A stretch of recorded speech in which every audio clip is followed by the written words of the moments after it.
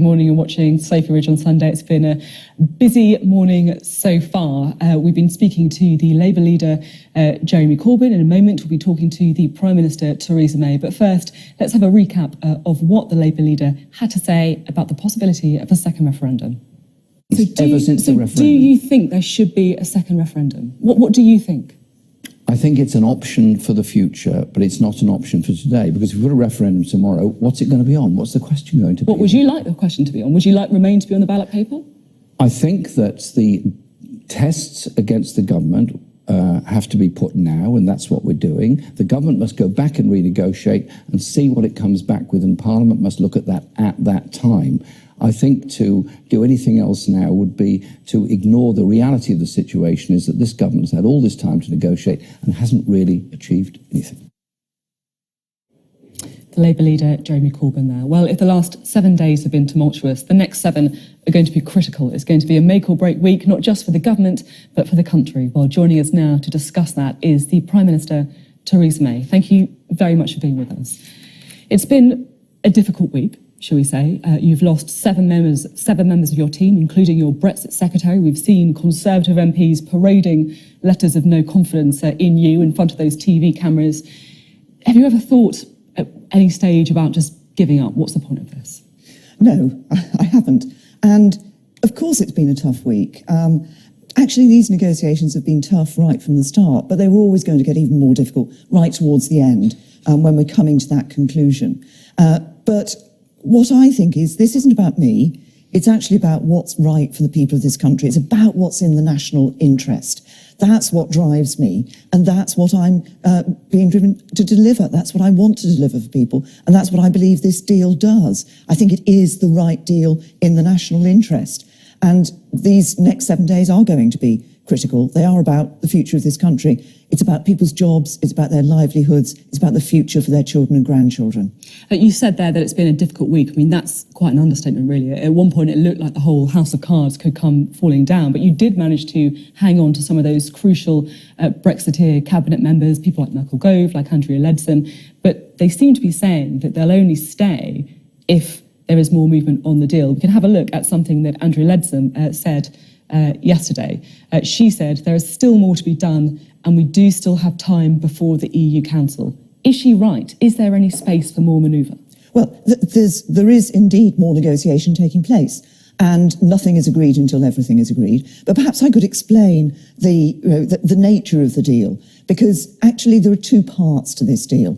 There's what you might be called the leaving part of the deal, and then there's the future relationship, the future deal that we're going to have with the European Union. What that future deal does is delivers on the vote that people gave us in the referendum in 2016. It delivers a Brexit that brings back control of our money, our laws and our borders.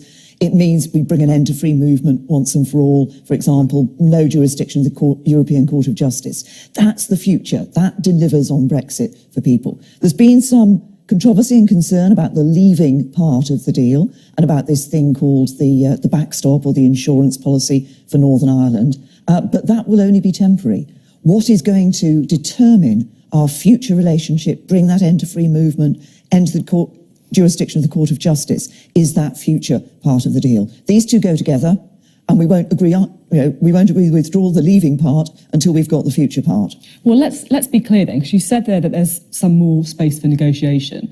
Is it the leaving part that's done and dusted? Is the negotiation going to come when it comes to what is written in that future declaration? Well, as I say, we won't agree the leaving part, if you like, that was the withdrawal agreement, until we've got what we want in the future relationship, because these 2 go together. So there is now, space to change it then? No, the focus this week will be on the future relationship.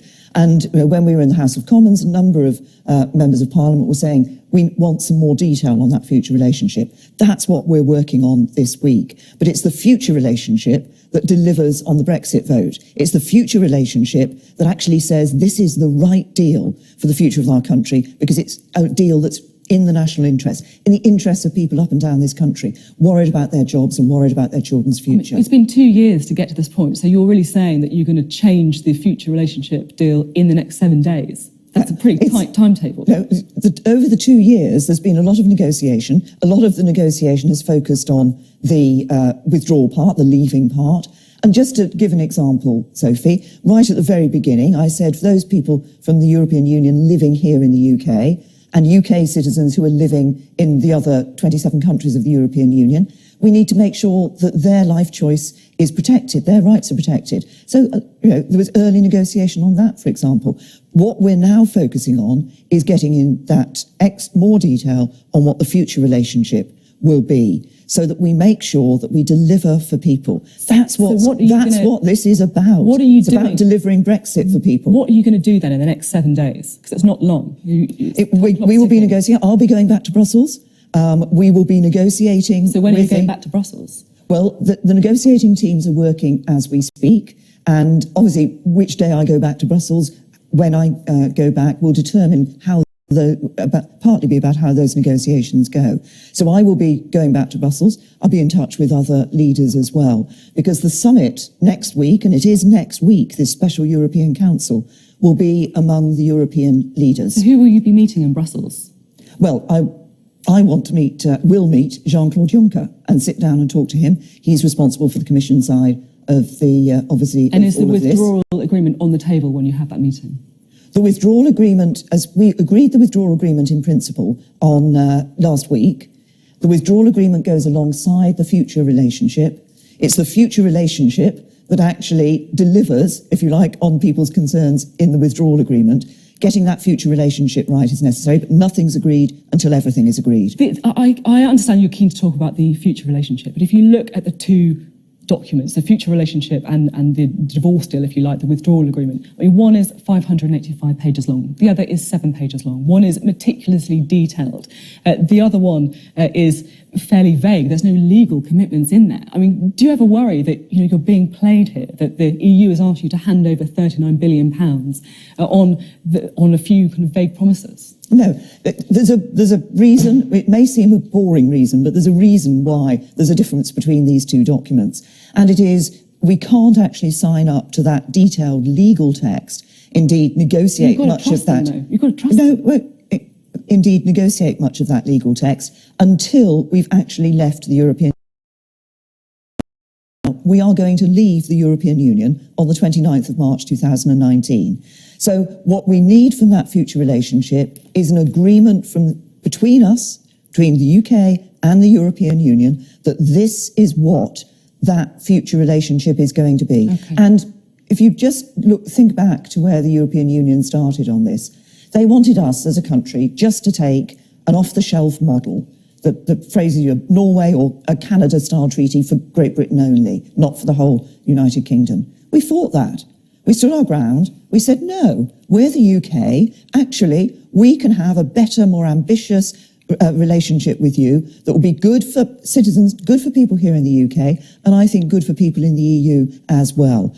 And it took time. But they have come round to that, and they've said, yes, we'll agree a more ambitious relationship with the UK than we, the EU, at first thought we could give you. Now, I do want to focus a little bit on the backstop, because this is effectively why you've lost your Brexit secretary this week. Lots of people are very concerned about it, and just one part in particular of that withdrawal agreement that I think we can have a look at. So the withdrawal agreement says the backstop can only be brought to an end if the Union and the United Kingdom decide jointly that it is no longer necessary to achieve its objectives.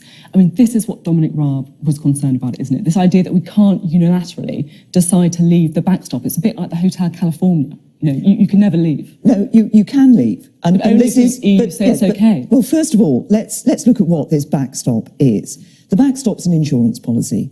The backstop is saying to the people of Northern Ireland, but it might and happen. Ireland. No, I know you don't want it to happen, but it might happen. Well, look, if I can just explain, because there's various stages in this. There's an assumption that somehow this is the only option on the table, and it's not. And that's the first thing that's important for me to say to you. Now, this is an insurance policy. It says that if we come to a point in time where the future relationship that we're negotiating can't be fully in place by the end of December 2020, and we fully intend to ensure it can be, and that's what we're working to. But if there's a short period of time when we need this insurance policy, we need to make sure that people of Northern Ireland still have the reassurance of no hard border between them and Ireland. So we've got two options at that stage, and we can choose whether to have this backstop, as the phrase has come into normal common parlance, or whether to extend the implementation period for a brief period of time. I understand that you don't want the backstop to happen. Once you're in the backstop, if it ever happens... The issue is about being able to leave unilaterally. I mean, we can leave the EU unilaterally by triggering Article 50. It's about sovereignty. Well, I think as you've just seen from 2 years of negotiations on the withdrawal agreement for us leaving the European Union, that yes, there was an article there to leave the European Union, but it's about a negotiation between both sides as to how that is going to be done. That's what we've been entering into. So in the backstop, there will be a review of the backstop, and both sides can say, yes, we agree that there are arrangements in place that provide for the people of Northern Ireland, and therefore that the backstop is no longer necessary. But can we unilaterally leave the backstop? Yes or no? We can't, can we?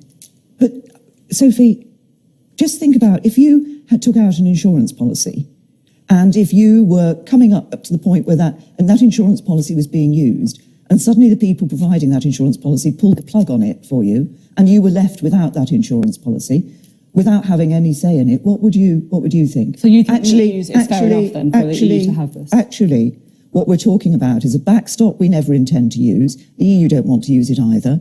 It's not the only option that is on the table.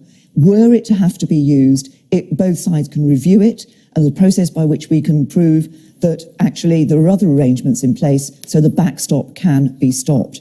And the backstop can only ever be temporary. Under the legal arrangements of the European Union, they cannot enter into a permanent relationship on the basis of this withdrawal agreement. It can only be temporary. And then that's why I focus on the future relationship, because the thing that's going to make the difference to people's jobs, to people's livelihoods, to people's futures in this country is the future relationship we negotiate with the European Union. That's what we must put front and foremost, that it is in the national interest to get that deal right, to ensure that, yes, we're leaving the European Union, we can have those trade deals around the world, we can bring jobs to this country, we can make that better future for people. OK, now, I'm no mathematician, but I don't see how this deal can get through Parliament. Labour have said that they want to vote against it. The DUP have said they'll vote against it. The SNP, the Liberal Democrats, dozens of your own MPs. It's not going to get through, is it? Well, look, when it comes to Parliament, members of Parliament will have to look at the deal. But I think, as I've previously said, I think they should also think what this is about. This is about delivering on Brexit. It's about ensuring that we deliver what people in this country voted for. I know you think it's a good deal, but it's not going to get through Parliament right now. When people come to look at this deal, that's what they need to think about. But let's look at some of the positions that you've said other parties have taken. I mean, Jeremy Corbyn in the Labour Party, Jeremy Corbyn is clear. He's going to vote against this, whatever. He hasn't even fully read it. He doesn't even know what's in it. And yet already he's saying he's going to vote against it. Why? Because he's playing party politics with this.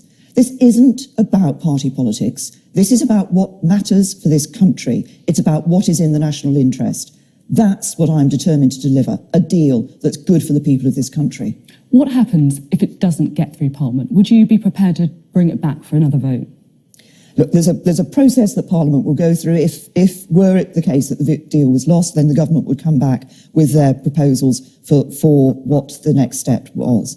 But we're not at that point. We're at the point of a week's further to go in the negotiation, when we have that agreement with the European Union at the EU Council and bring it back to the House of Commons. What I'm saying is I think every member of Parliament will want to look at the deal, but they want to ask themselves, how can I make sure that we deliver Brexit? And how can I do it in a way that's good for my constituents? And remember, there are those in the House of Commons who just want to stop Brexit. I believe it is essential for people's trust in politics and trust in Parliament that we deliver on Brexit for people. Now, this weekend, your future is hanging by a thread. Conservative MPs, we know, submitting letters of no confidence to the chair of the 1922 committee, Sir Graham Brady. If that reaches 48, there will be a vote of no confidence in your leadership. When was the last time that you spoke to Sir Graham Brady? Oh, I spoke to Sir Graham Brady at the end of last week. So do you know if he's reached the 48 letters? I have regular conversations with Sir Graham Brady. But let me just... Has he reached the 48 letters? Just as Graham Brady will make it known, if 48 letters are reached, Graham Brady will make that known. Do you know? Let me just comment. I have not, as far as I know, no. The answer to your question is no.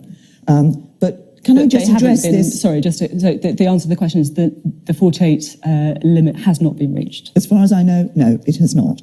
But let me just address this issue about the question of leadership. As I say, to me, this isn't about me. It's actually about what's right for the country. And as far as I'm concerned, I'm not going to be distracted from actually the important job in this critical week of negotiations of making sure we do get that final good deal for the country. But, you know, a change of leadership at this point isn't going to make the negotiations any easier, and it's not going to change the parliamentary arithmetic. What it will do is bring in a degree of uncertainty. That's uncertainty for people and their jobs. What it will do is mean that it is a risk that actually we delay the negotiations, and that's a risk that Brexit gets delayed or frustrated. I'm clear people voted for us to leave. We will leave, and we'll leave on the 29th of March 2019. Now, the last week must have been personally very difficult for you. We can have a quick look at something that your chief whip said, a message to some of your MPs. The Prime Minister will not be bullied and will not change course. Do you think some MPs have been trying to bully you, and what would your message be to them? Look, this is an issue on which people have had very strong views. Some of them have held those very strong views for a very long time. We're coming to the point at which some difficult decisions have to be taken about how we ensure that we deliver Brexit for the British people. I think, you know, obviously people have been making their views known, and that's understandable. We live in a democracy. But when it comes to it, I ask all of my colleagues to think about this, to think about ensuring that we can deliver Brexit for the British people, to think about ensuring that we do it in a way that is good for our constituents, not some debate in Westminster. You know, it's very easy in Westminster to get involved in intricacies of debate and not to remember that actually what this is about is not us.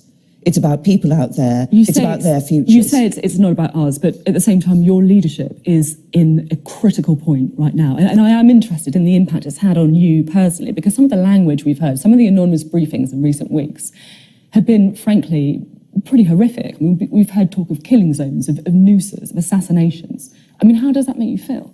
Well, first of all, I think all of us in politics have a responsibility to make sure that when we talk about things, we do so responsibly and we think about the sort of terminology and the language that we're using. But look, it doesn't distract me from the main task at hand, and that's why I come back to this. Politics is a tough business, and I've been in it a long time. So I've seen the ups and downs of politics. I've seen the sort of, you know, and I've been through some tough times myself in the past in politics. I always think the important thing is to say, what are we here for? Who are we here for? And we're here for our constituents. As Prime Minister, I'm here for the people of this country. And that's what we must put first and foremost, their interests. That's what must drive us. It's what drives me, is what's going to drive me in the negotiations over the next week. In a week when people have been queuing up to criticise the decisions that you've made, that they believe that you were going down the wrong track, for better or worse, I just wonder what it is that makes you keep going. I mean, in the past you've spoken about your father's sense of duty. He was a vicar. Has your faith helped? Well, that's a part, I mean, that is a sort of integral part of me, if you like, but it's what drives me, what keeps me going in this is knowing that actually I think we have a duty as a government, I think we have a duty as a parliament to listen to people. If you think back, pre the 2016 referendum, Parliament overwhelmingly said, this must be a choice of the British people. And we gave people that vote, and they gave us their vote, and they said, let's leave. And I believe it's absolutely critical that we do that. And we can have, you know, debates within Westminster about, is this the perfect Brexit from one person's viewpoint or the perfect Brexit from somebody else's viewpoint? What matters is that we deliver Brexit. And what matters is that when people come to look at this deal and vote for it in Parliament, they recognise the importance of ensuring we're delivering Brexit. And I don't want to risk ending up in a situation where Brexit is somehow delayed or people try to stop it from happening. We are going to deliver for people. We're going to leave the EU, and that's going to happen next March. And then just finally, Prime Minister, there's been some studies over the years that have showed that in good times, companies are more likely to appoint men to leadership positions, but in times of crisis, they're more likely to appoint women. Why do you think that is? Look, I haven't seen that research, so I don't know what the basis of that research is. Look, I think all I would say is that I look at this as a politician, as a member of Parliament, as a Prime Minister, and I would hope, as I do, I will hope that every other member of the House of Commons will think not about themselves, not about the theological arguments of Brexit, but actually think about what matters for people up and down this country. Let's give them the certainty of that bright future. That's delivering Brexit on a good deal. That's this deal. OK, big questions for all MPs coming up. Prime Minister, thank you much for being with us this morning. And finally, just before we go, after a very busy show, as you may have seen, Sky News is campaigning for an independent commission to have leaders' debates at general elections. We believe that leaders' debates are an important part of election campaigns, and you should get the chance to hear directly from those who want to be elected to govern us. So far, almost 70,000 people have joined the campaign. When it reaches 100,000, the government will have to respond. So please, if you like, go to skynews.com/make debates happen, and you can add your signature to the petition. Well, that's it for this week. Next Sunday, if everything goes to plan, EU leaders will be gathering in Brussels to sign off that draft Brexit deal. We'll be there too. You can stay with Sky News as we react to what we've just heard from Theresa May. Thank you for watching.